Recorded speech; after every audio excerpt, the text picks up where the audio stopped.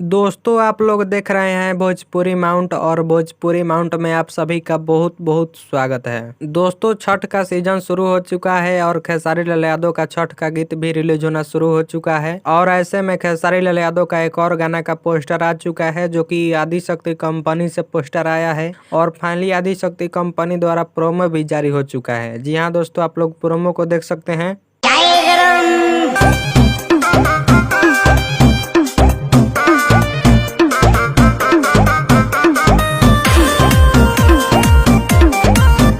जो कि गाने का नाम है छठी मैया और यह गाना आप लोगों के बीच आदिशक्ति कंपनी पर 27 अक्टूबर को फुल वीडियो सॉन्ग सुनने को मिलेगा।